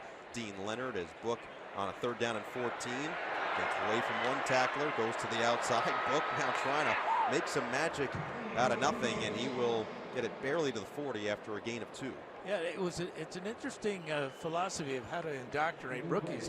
He likes to show the rookies tapes of his stars when they were rookies and how they may have struggled. And most of us were, in a word, as rookies, terrible. And so it takes time to make it. But I like how you said most of us. It's true. I mean, before Coryell, I was terrible. But this gives the rookies some context. That it's a long journey. But you also, it's a balancing act for Staley because you got to give reassurance along with a strong dose of reality in the NFL. Fair catch called for and made by Trevon Bradford. We'll continue this conversation. It's an interesting one from an NFL player's perspective. 45-yard punt, and Easton Stick will come back out next. The wait is almost over as the Los Angeles Chargers open the 2022 NFL season Sunday, September 11th against the division rival Las Vegas Raiders at SoFi Stadium. Select single-game tickets are still available for this pivotal AFC West showdown. Secure your tickets today while you still can by visiting chargers.com/tickets. So we're in the middle of that conversation about rookies heading into the NFL. You know, I love what Brandon Staley does by showing those guys some of the stars. You mentioned Khalil Mack or somebody like Joey Bosa or Keenan Allen, their first rep of preseason. But you had experience of this, of having to play with and then against some guys that, one, you knew growing up, or two, you looked up to. And Johnny Unitas was with the Chargers your rookie year. What was that experience like? How did he help you? And how did you handle that of, wow, this is somebody that was a god to me as a kid, and now I have to be his teammate? I'm his equal? Like, that's got to be tough. The equal part, no. But I was his teammate for a short time because he got injured, but he helped me so much with the, we talked about intangibles and the little nuances of playing the position. And, you know, we got a man down on the field. We will continue this thought. That's a good cliffhanger. This is what we do. Albert Huggins carted off the field, but pretty quickly, all things considered, once the cart got there. And you can see the emotions from the second-year player out of Clemson. So you're in the middle of your point, you know, playing with Johnny Unitas, the intangibles. I'm curious, how did he pass those along to you?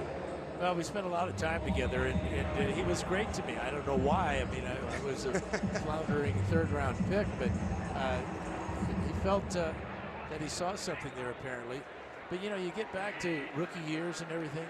Well, in his own case, Johnny Unitas was drafted by the Pittsburgh Steelers and cut. the Pittsburgh Steelers cut Johnny Unitas, and I think he went on and had a pretty good career after that. Yeah, it was decent, you know, it was solid.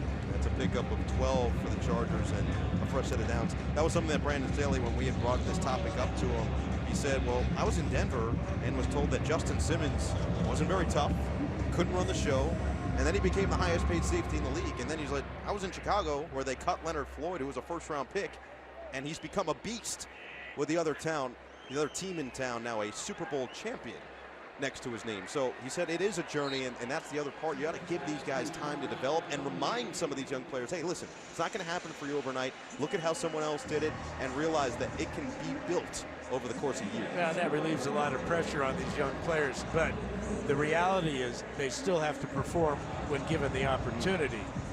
It may be knowing that other guys have struggled in their early years helps out a bit, but still the reality part comes is there's only so many slots, and come this next week, Monday and Tuesday, we'll find out which guys have been successful in this preseason.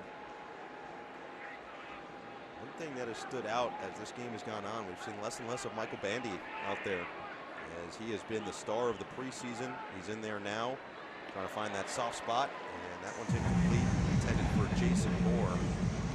Bandy has been involved in the return game early. Since then, it's been Trevon Bradford, and then Bandy has been in and out of that offensive series here and there. And it's almost as if the Saints are noticing Bandy, yeah, a little bit, and taking him away, because a lot of these plays, the stick has been forced to go away from him and find other receivers. There he is in the slot on a 3rd down and 8.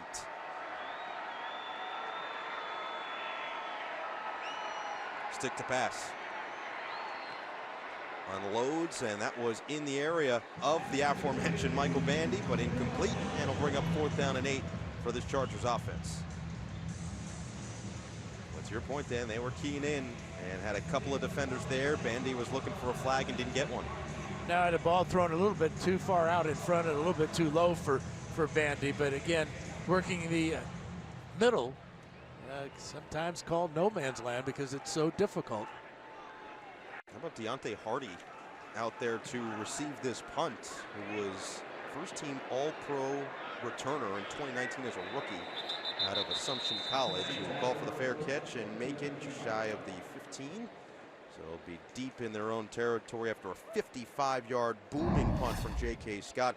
The AFC West, we've heard so much about this being the best and toughest division in football. Well, there are reasons for that. Russell Wilson, the Broncos back in Super Bowl contention. That's a haul that they had to give up to get him, but probably worth it. Well, they haven't had a quarterback since Manning that can get them over the hump, and they've put together a pretty good defense and a solid run game. But you talk about giving up all those draft picks and some warm bodies, 2 number 1s, 2 number 2s, a 5, and 3 other players. That's right up there with the Herschel Walker trade that the Cowboys made with the Vikings way back when. Both completes a pass to Merritt. You know, so the Raiders say, all right, I see what you did, Denver. Let's see if we can one-up you. Not only do they get Devontae Adams, who's a 5-time Pro Bowler, some consider him to be the best wide receiver in the NFL, former college teammate of Derek Carr, joins Josh McDaniels' offense. They also pick up Chandler Jones on the defensive side, re-sign Max Crosby, so they had a very productive offseason as well. Yeah, I really like the fact that both Adams and Carr played together in college, so they have that experience that's so important between a quarterback and a receiver. Look on the run, and that is complete out of bounds. It was Kawan Baker, the intended target. All right, well, it's almost, it's weird to say it, but you think of all these other teams, the Chargers make big splashes, the Broncos make big splashes, the Raiders. Well, look, Patrick Mahomes is still Patrick Mahomes, and even without Tyreek Hill, they bring in Juju Smith-Schuster, Marquez Valdez-Scantling, and they feel like they're still as good as anybody in the division. Yeah, the Tyreek Hill trade was interesting, wasn't it? I mean, such a game breaker, but they got some draft picks in exchange, so that will really be good for them in the future. But, you know, you talk about the guys they brought in, Kansas City is going to be tough, but I like the fact that Chargers play them tough. They've beaten them 1 out of 2 in the last 2 years, so we'll see what happens on the second game of the year. New Orleans. On the Thursday night back in Arrowhead, which is not an easy place to play at any time, but especially in a night game.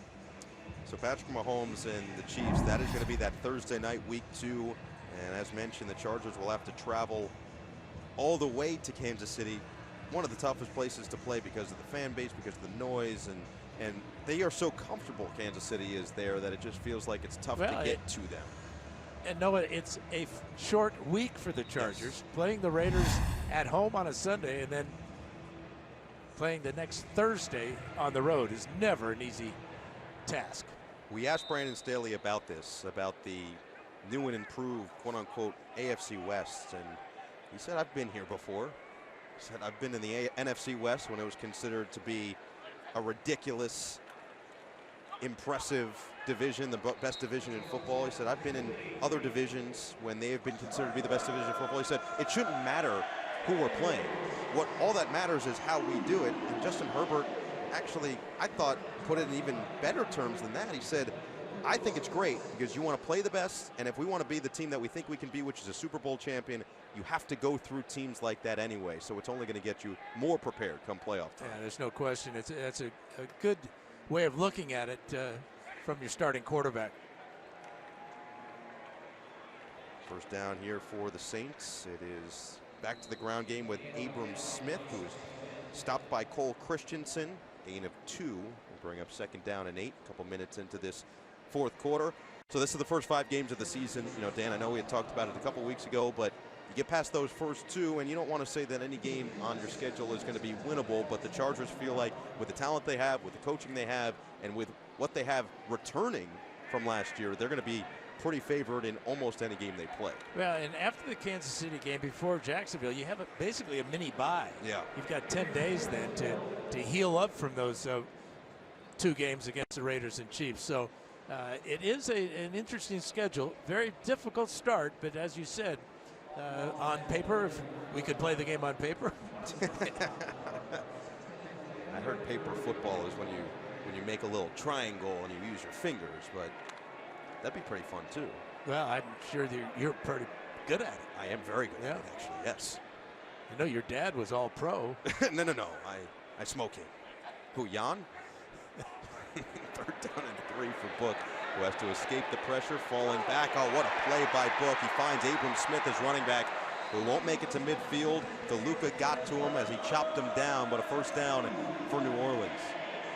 Well, he just schooled Fehoko, and just that little move at the end to gain an instant of time to find his receiver, that was outstanding by Book. Fehoko had great pressure. Watch number 96 right here, but that little move backwards and a wide open receiver on the sideline. Book is coming and looked pretty poised to this point. The handoff goes to Abram Smith as he runs into the pile and picks up 2 more. Cole Christensen, another tackle, tacked on. All right, so you brought up one and only Iron Eagle. This is life size, actually. These are true to scale. Iron and Noah Eagle. Yeah, that's real. That happened. Yeah, you got your braces off and everything. Yeah, I did. I didn't get these perfect teeth naturally. All right, they were social distancing from one another at one point. And I like the way the bobbleheads were on the floors to make you look taller. It was the angle of the photo too. That one is in and out of the hands of Adam Prentice. Or how about some other ones? You can never have enough bobbleheads. I agree with you. I'd like to see, the original Bird in the Beard. Were you doing an ad for Just for Men? Apparently not. That's awesome. No, with the CBS blazer and the CBS microphone. I still have that blazer. I should say. I still have that blazer too. You have that one? That one right there. That specific one? Yeah. It fits you very well. It's almost tailor-made. It's a little tight. Oh, just a tad. It's not.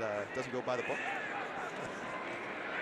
Speaking of Book, with a fake out, with tuck and run, he's got first down yardage and much more. Ian Book, just shy of the 20. You talk about moxie.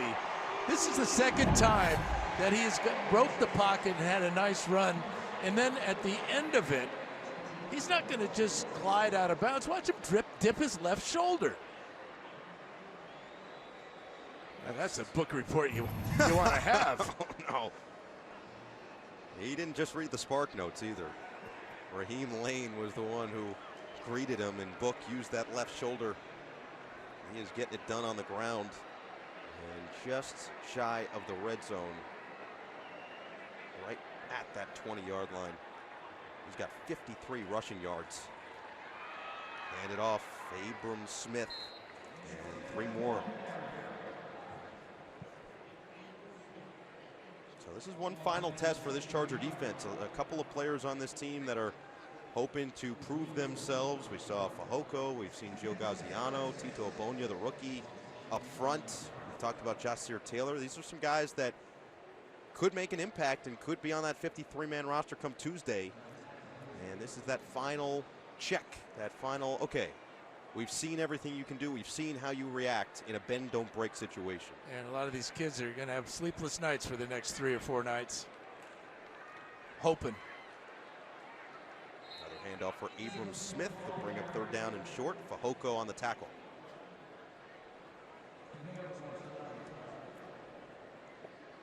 There's Fehoko on the ground. He took a shot when making that tackle. He is certainly slow to get up, and training staff will come out to tend to one of the highest energy, Energizer Bunny type players on this Charger roster. We'll update you on Fehoko and a whole lot more when we come back here in New Orleans. Breiden Fehoko walked off on his own power, and you can join the Los Angeles Chargers celebration of Latino Heritage on Sunday, September 25th, when the Bolts take on the Jacksonville Jaguars at SoFi Stadium. With special live entertainment, exclusive merchandise, and much more, don't miss out on what will be an extraordinary game day experience. Get your tickets today at chargers.com/tickets. So a 3rd down and 3 for this New Orleans offense. Fehoko will look from the sideline for the time being and see if his teammates can make a stop against Ian Book, who has had a couple of big 3rd down conversions tonight. Handoff, pushing, Abram Smith has got it, 1st down.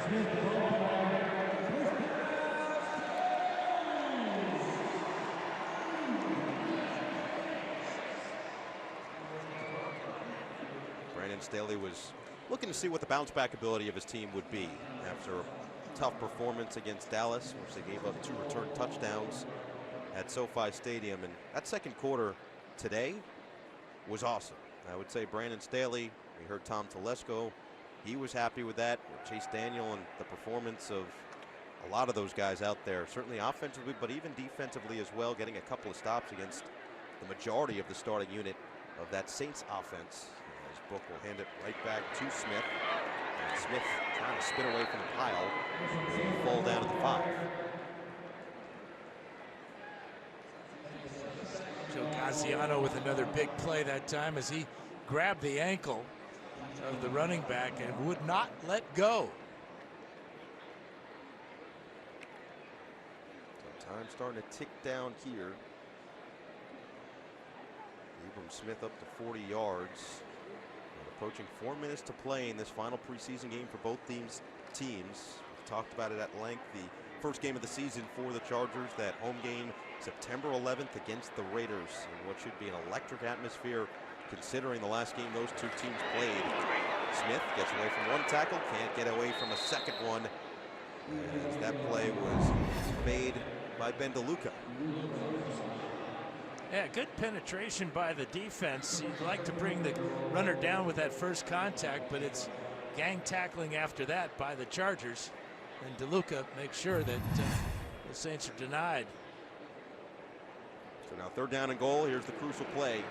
Potentially one final stop for this Charger defense.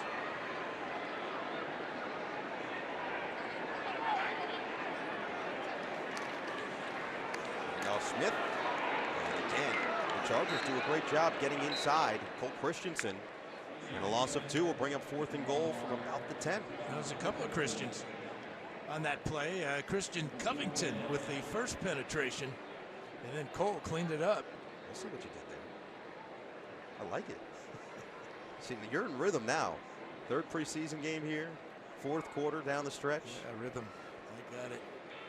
It's I'm in New Orleans, man. That's what I've heard. All right, looks like the Saints, for the time being, are going to keep the offense on the field. We'll see if they truly go for it on 4th and goal, or they let this play clock dwindle down and eventually send out the field goal unit, and that's what's going to happen. Dennis Allen will call the timeout. Timeout. New Orleans. The second of the half. It'll be 30 seconds in length. So for the Chargers, you know, one of the biggest keys that Brandon Staley told us each week was run the football. And it feels like they made some headway in that first half in particular, running the football with Joshua Kelly and Larry Roundtree, both of which had a couple of big plays, but Roundtree had the touchdown and Kelly had that magnificent hurdle to pick up the a offensive 3rd and line long. did a good job, but I'm so impressed with the acceleration of Kelly. Talk about being physical at the point of attack. Well, you have to have somebody go through that point of attack, and that's what Kelly did. And down by the goal line, Larry Roundtree at 5'10", 211 used his power to get into the end zone. So it was a good night for both Kelly and Roundtree. Well, Lutz will come on for a 29-yard field goal. And he adds to the total, 27-10.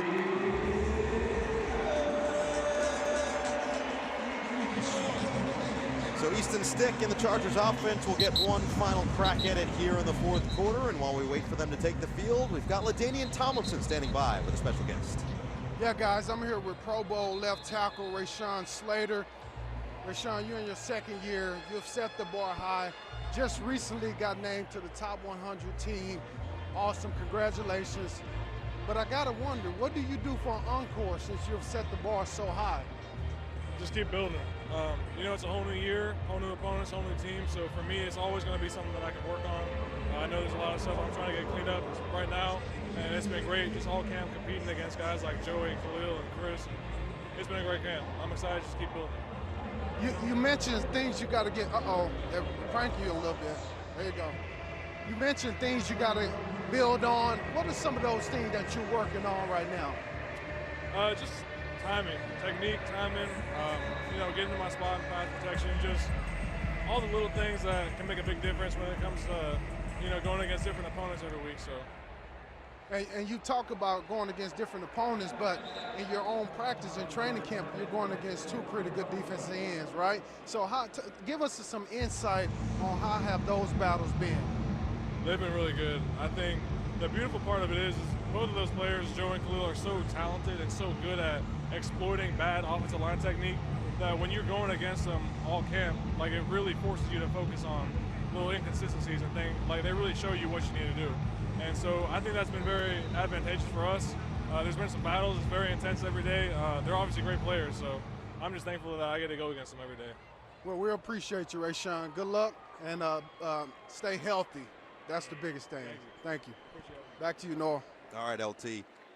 Rashawn Slater, it's hard to believe that he's only 23 years old. He is wise beyond his years, and boy, he plays well beyond his years on the football field as well. As Bandy has a short pickup to bring up 2nd down and 8. Let's see if the Chargers get one more play off before the 2-minute warning. Easton Stick said this is fun. 2-minute warnings have been fun for him. The 2-minute drills, and he bounces that one, so he'll get one more. Roanoke was the intended target. 4 seconds until that last 2-minute warning here. I think it's great to see Slater wearing and proudly wearing the number 70. That takes me back to my right tackle, Russ Washington, the late great Russ Washington, who is an all-pro and just a wonderful human being. And to see Slater live up to that type of performance in just his rookie year is just awesome. Number 70. 3rd down and 8 for Stick. Steps up, fires, incomplete. He was looking for Roanoke in stride, and that will take us to the 2-minute warning. We'll come back, and the Chargers will have a... This is New Orleans in a nutshell. Bourbon, jazz, you can't beat it. We are here at the Caesars Superdome. Final stages of this 4th quarter, final preseason game. I know, Dan, you're going to be heading there after the game, right? Oh, absolutely. I've got reservations. 4th down and 8. J.K. Scott will come in. It's been a great 3 games It's been a pleasure doing all of these games with you and having Jim Rickoff and Mike Arnold. Some might call him Tom in the truck. It's been a great time with all of you and everybody who's been involved with these broadcasts. And I hope everybody who's watched has enjoyed. Scott will send yet another one of his patented booming punts away. Dante Hardy will fair catch and make it at the 32. Tonight's player of the game is sponsored by Verizon 5G. It's 5G built right for the Chargers, and honestly, Joshua Kelly has deserved it. And really one of the highlights of the preseason, a 15-yard scamper on 3rd down and 14. Kelly's stats for the night, 6 carries for 40 yards, and that spectacular individual effort. We've been waiting to see one of these running backs pull away from the other, and with Isaiah Spiller out tonight with an ankle injury, the hope is that they can get him back as soon as possible, even potentially for week 1 against Vegas. But Kelly is experienced. He's now come in shape, adding 10 pounds of muscle, getting rid of Raising Cane's from his diet, and it showed in every aspect of his running tonight. Yeah, he'll be a great backup, obviously, for Austin Eckler. I remember a couple years back when Austin Eckler was the player of the game in a lot of preseason games. Made his way and is now one of the best running backs in the entire league. It goes back to our earlier conversation that it is a journey, and a guy in Joshua Kelly who was a 2-star recruit out of high school, didn't even get really a major scholarship offer or anything like that, went to UC Davis and then transferred to UCLA and walked on to the football team there, only to find himself as a 4th-round pick and now in his 3rd year in the NFL. That's perseverance, and that is every young athlete's dream. It can be done, and that's the thing. He has done it, and in my mind, he has earned the backup spot to Eckler. Justin Herbert, who going into his senior year of high school only had offers from Northern Arizona, Portland State, Montana State, where he was going to join his brother Mitchell, who was a wide receiver. Oregon came in late, and the rest is history. Took full advantage of his opportunity. Go Ducks. So it took all the way till the final 40 seconds of preseason, but we got it in, as promised. Never a doubt. Never a doubt. That is the final kneel down. A lot of fun working with you, kid. Yeah, it was a pleasure. Truly. This was awesome. And the Chargers learned a lot about their team. Brandon Staley has a good pulse on things heading into the regular season, which begins on September 11th at home against the Raiders in what should be one of the more exciting years in recent Charger history. There are reasons for fans to be fully optimistic as they fall 27-10 in their preseason finale. We'll come back and wrap it all up for you on the other side here in New Orleans.